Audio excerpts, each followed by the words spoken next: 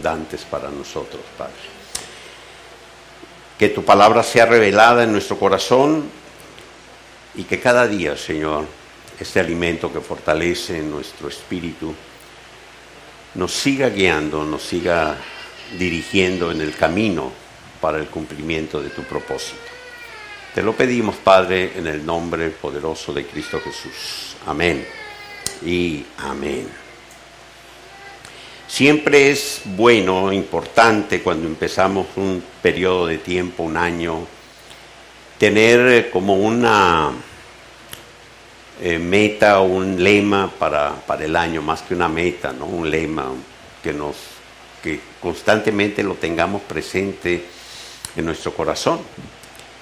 Y leyendo la palabra hoy en la mañana, encontré una frase que seguido escuchamos del Señor y que la primera vez que Él la dio a conocer fue en un momento en el que marcó un cambio en su ministerio. Nuestro Señor Jesucristo, cuando empezó su ministerio, empezó sanando enfermos, empezó a dar palabra, una palabra de autoridad, una palabra que los que la escuchaban nunca la habían recibido, y empezaron a ver que aquel hombre, aquel maestro, hablaba cosas que nadie les había hablado, pero que llegaban a su corazón. Dice la palabra que la fama de Jesús empezó a crecer de tal manera que trascendió Judá, ya en otros países, ¿sí? En otros lugares había llegado ya la fama o el conocimiento de Jesús. Y a raíz de esto, pues se reunieron los fariseos, no cualquier fariseo, sino los principales fariseos, los escribas, los eruditos, preocupados porque empezaban a hablar de que aquel hombre que hacía milagros, aquel hombre que hablaba una palabra que llegaba al corazón de ellos, era el hijo de David. De hecho, algunos ya lo querían hacer rey a la fuerza, como está establecido en el Evangelio de Juan, en el capítulo 6. Así de que los fariseos, este grupo, esta cúpula de poder, de autoridad religiosa que había, se preocuparon mucho y empezaron a ver de qué manera podían acabar con Jesús. Ese complot que empezaron ellos a armar, pues sabemos que a final de cuentas terminó llevando a Jesús a la cruz. Pero en esta ocasión, estos fariseos, dice la palabra, que viajaron 4 días desde Jerusalén hasta Galilea para escuchar a Jesús, para verlo y ver de qué manera lo podían inculpar, podían acabar con él, ¿sí? Cuando llegaron a Galilea, precisamente uno de los días en que Jesús había hecho grandes milagros, pero el milagro que, vamos a decir, marcó esta diferencia por la cual tenemos la palabra que vamos a escuchar, fue cuando Jesús sanó o liberó a aquel endemoniado que era mudo, que era ciego, ¿sí? Y que se lo llevaron a él y con una sola palabra le liberó. Pero ¿cuál es esta palabra que debemos de tener presente nosotros en nuestro corazón durante este año y estar atentos a ella? Jesús dijo: el que tiene oídos, o el que tenga oídos para oír, que oiga, ¿sí? Esto lo tenemos en Mateo 13, versículo 9. Dice así el Señor: acercándose los discípulos, o sea, le preguntaron al Señor: ¿por qué les hablas en parábolas?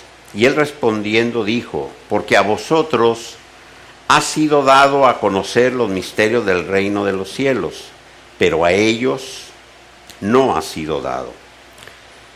Porque al que tiene le será dado y tendrá más que suficiente, pero al que no tiene, aún lo que tiene les será quitado. Por esto les hablo en parábolas, porque viendo no ven y oyendo no oyen ni entienden. Y se cumple para ellos la profecía de Isaías, la que dice: con el oído oiréis, pero de ningún modo entenderéis, y viendo veréis, pero de ningún modo percibiréis.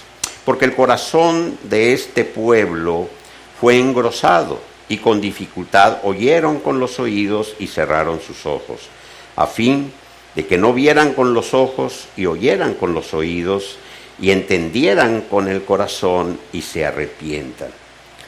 Dice, aún así los sanaré. Este pasaje se deriva de un evento que sucedió precisamente ese día que Jesús sanó y liberó a este hombre que estaba esclavizado por un demonio.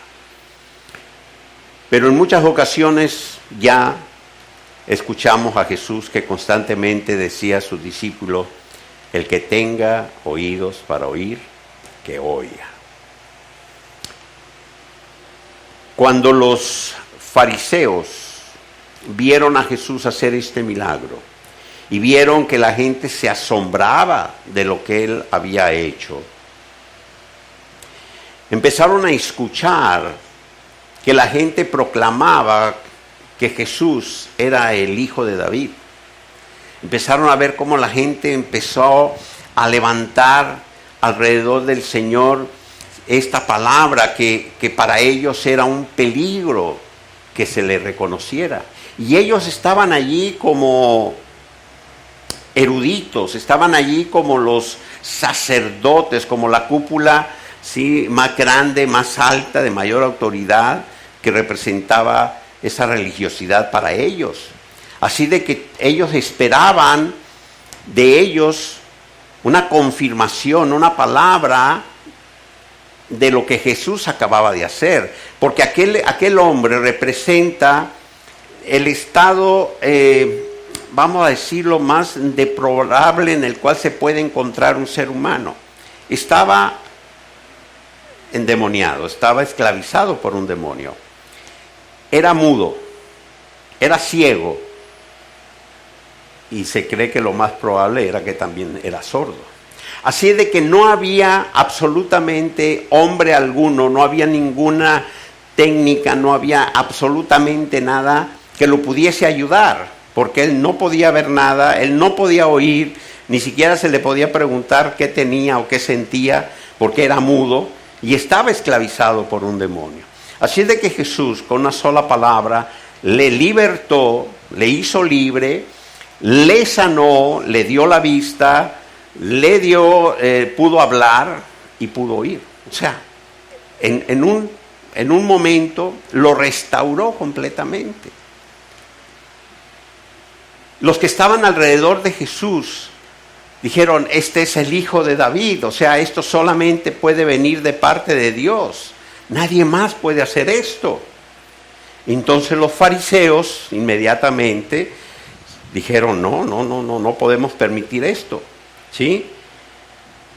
Y en el versículo 24 del capítulo 12 de este Evangelio de Mateo, nos relata cómo al escuchar los fariseos el clamor de todos los que estaban alrededor de Jesús, dijeron: este no echa fuera los demonios sino por Belcebú, príncipe de los demonios. ¿Sí? Este evento marcó una diferencia en el ministerio de Jesús. Este evento permitió que el Señor diese una palabra que para nosotros el día de hoy es uno de los fundamentos en nuestra fe, pero también fue un momento donde Él juzgó y dio una condena y condenó, ¿sí? En un versículo más adelante, ¿sí?, el versículo 31, dice así el Señor: por tanto os digo, todo pecado y blasfemia les será liberado, esto es, perdonado a los hombres, pero la blasfemia contra el Espíritu no les será perdonada. Cualquiera que diga una palabra contra el Hijo del Hombre, le será perdonada. Pero al que hable contra el Espíritu Santo, no le será perdonado ni en este siglo, ni en el venidero. Aquí Jesús está como juez que tiene toda la autoridad, está juzgando lo que hicieron los fariseos. Aquellos que conocían las Escrituras, aquellos que sabían por las Escrituras, primeramente que había sido profetizado que vendría el Mesías. Aquellos que sabían que solamente por el poder de Dios se podía echar fuera a los demonios, se podía liberar. Ellos lo sabían, ¿sí? Ellos estaban viendo los milagros que Jesús estaba haciendo. Ellos escuchaban las enseñanzas de Jesús. Ellos sabían o deberían de saber que Jesús obraba, actuaba y hablaba por Dios. Si no tenían la revelación de que era el Hijo de Dios, el Mesías, pero sí sabían que lo que hacía Jesús solamente lo podía hacer por el poder de Dios. Sin embargo, para ellos conseguir su propósito de detener a Jesús, de apresarlo, de llevarlo a la muerte, de acabar con él para que no atentara contra su sistema religioso que estaban viendo en peligro, porque Jesús estaba hablando de una libertad, estaba hablando en contra de esa religiosidad, de ese control que ellos tenían con el pueblo. Dieron esta declaración. Lo que Él hace, no lo hace por el Espíritu de Dios, lo hace por Beelzebú, ¿sí?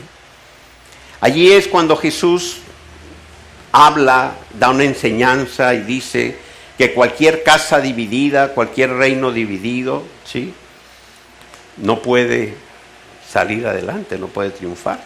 Pero después de haber dado esta enseñanza el Señor, entonces es que juzga a estos fariseos.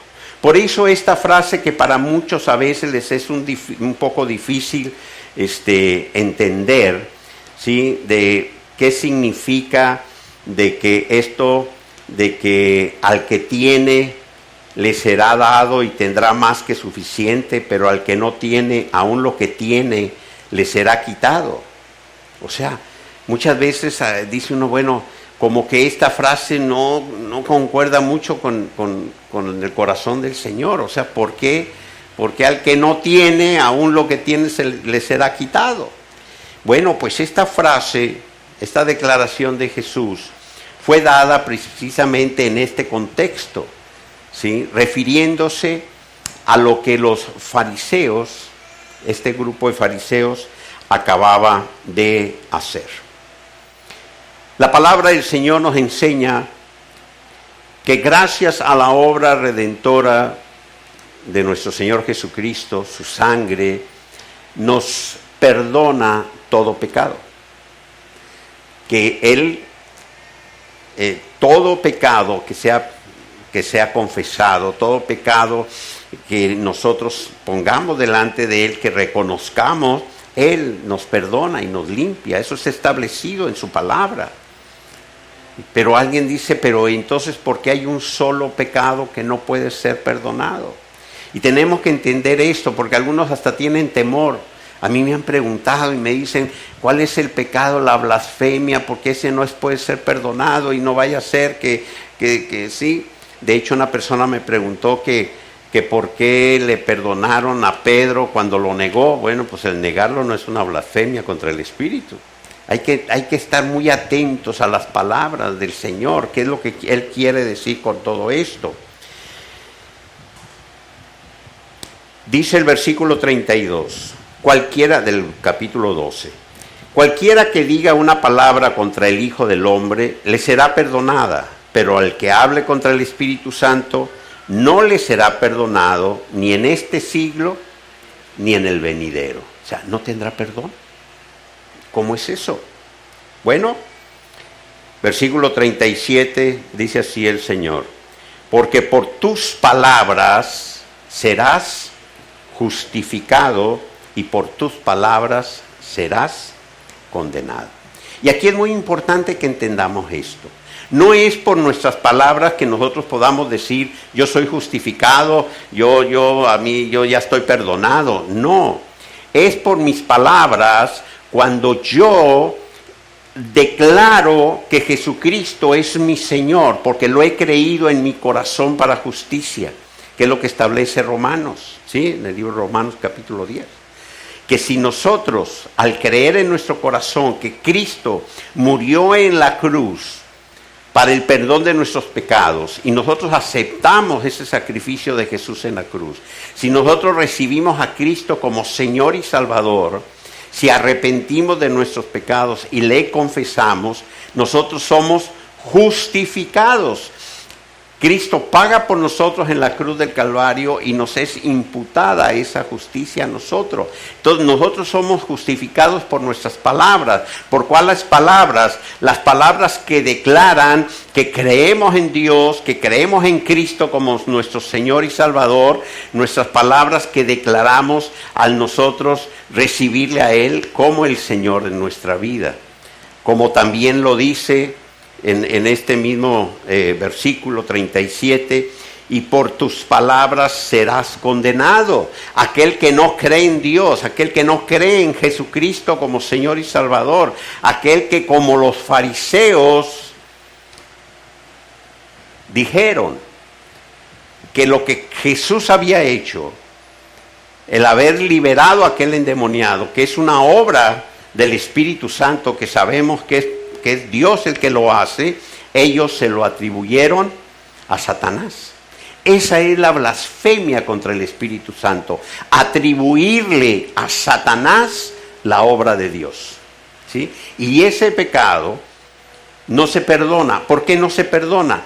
Porque partiendo de un principio, el que cree en Jesucristo como Señor y Salvador, el que cree en Dios y cree en Jesucristo como Señor y Salvador, nace de nuevo y tiene el Espíritu Santo, jamás podrá negar la obra de Cristo Jesús. Jamás podrá decir ni atribuirle a Satanás lo que Dios, lo que Cristo Jesús hace en nuestra vida. Entonces, por las palabras, aquel que no cree, y eso está establecido en su palabra, Juan capítulo 3, versículo 18.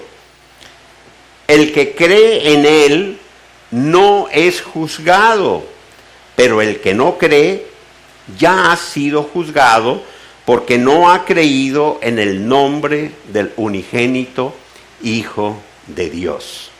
Todo aquel que cree en Jesucristo como su Señor y su Salvador, dice la palabra, no es juzgado.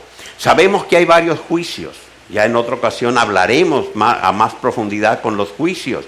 Muchos hablan únicamente del juicio eterno, pero en la palabra del Señor o el juicio final, perdón, pero la palabra del Señor nos enseña que hay varios juicios y que nosotros, la iglesia de Cristo, nos presentaremos ante el tribunal de Cristo, un juicio diferente a los otros juicios que la misma palabra menciona. El que cree en Cristo no será juzgado, pero el que no cree ya ha sido juzgado, ¿sí? Y porque no ha creído en el nombre del unigénito Hijo de Dios. Dice primera de Juan 1:9, si confesamos nuestros pecados, Él es fiel y justo para perdonar nuestros pecados y limpiarnos de toda maldad. Si alguno de estos fariseos, en un determinado momento de su vida, haya aceptado a Cristo como Señor y Salvador, le haya recibido en su corazón como Señor y Salvador, haya arrepentido de lo que hizo, de lo que dijo, confiesa su pecado, como lo dice la palabra, Cristo le perdona. Eso es lo que el Señor establece en este pasaje. Esto es lo que el Señor está dejando claro que debemos de tener presente nosotros. En el capítulo 5 de Juan, versículo 24 dice: de cierto os digo, el que oye mi palabra y cree al que me envió, tiene vida eterna y no va a juicio, sino que ha pasado de la muerte a la vida. El que tenga oídos para oír, que oiga. Ahora, estamos hablando de que este evento cambió el ministerio de Jesús. ¿Por qué? Porque a partir de este momento, Jesús empezó a enseñar con parábolas. Antes de este evento, Jesús no había enseñado con parábolas. ¿Por qué empezó a enseñar con parábolas? Él mismo se los dice, ¿sí? Cuando nosotros nacemos de nuevo, nuestros oídos espirituales se abren para poder escuchar la voz del Espíritu. Nuestros ojos espirituales se abren. Cuando nosotros en estos tiempos actuales vas a hablar del reino a una persona que no ha nacido de nuevo, tienes que hablarle de tal manera que pueda entender lo que tú le dices con ejemplos que sean para ellos entendibles, que sean comunes, que es lo que hace el Señor con las parábolas. Él no podía hablarles como ahora el Espíritu Santo nos habla a nosotros, porque ellos aún no nacían de nuevo. Así es de que empieza a hablarles a través de eventos que eran comunes para ellos. Por ejemplo, la primer parábola que el Señor le enseña es la parábola del sembrador. Empieza a hablar del sembrador, ¿sí? del que sale a sembrar su semilla, el campo fértil, etcétera, etcétera, y luego da la explicación de lo que es esta parábola. Después empieza a enseñar acerca del reino. ¿Y cómo lo hace? A través de parábolas. El reino es semejante a un comerciante que busca la mejor perla, es semejante al que encuentra un tesoro. Empieza eventos o situaciones que eran comunes para aquellos que le escuchaban, ¿sí?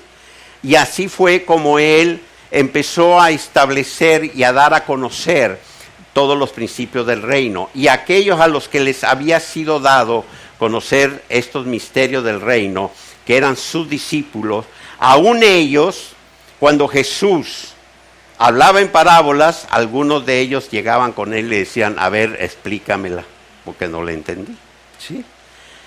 Este evento fue el que cambió completamente el ministerio de Jesús en cuanto a la enseñanza. Ahora, para nosotros, el día de hoy, recibimos una palabra, el Espíritu Santo habla en nuestro corazón y nos dice: el que tenga oídos para oír. Pero ahora nosotros tenemos oídos que se abrieron espiritualmente para escuchar su palabra, para escuchar su voz. Por eso, si nosotros tenemos presente esta palabra del Señor y la tenemos como un lema constante: tú has abierto mis oídos, yo tengo oídos espirituales abiertos para escuchar tu palabra. Señor, que el anhelo de escucharle a Él constantemente, lo que Él tiene para nosotros, nos guíe, nos mantenga durante todo este tiempo atentos a lo que Él está transmitiendo a nuestras vidas. Él, como un principio que nos deja con esta enseñanza, nos da esa seguridad de que todo aquel que ha creído en Él no será juzgado. Que si nosotros reconocemos la voluntad del Padre, conocemos su palabra y sabemos que si en algún momento, por debilidad, por error, por descuido, por cualquier situación, llegamos a cometer alguna falta en contra de nuestro Padre, Él, si nosotros nos arrepentimos y la confesamos nuestra falta ante Él, Él es fiel y nos perdona y nos limpia de toda mancha y nos hace libres de cualquier situación. Así es de que quiero terminar este tiempo con la palabra con la cual empezamos esta enseñanza. El que tenga oídos para oír, que oiga. Estemos atentos a la enseñanza que el Espíritu Santo tiene para nosotros. Vivamos con la confianza plena de que Él ha prometido perdonarnos, limpiarnos de toda mancha, siempre que reconozcamos nuestro pecado, que nos arrepintamos de él y que acudamos a nuestro Padre en busca de su fidelidad. Pongámonos de pie y vamos a darle gracias al Padre porque Él nos llamó.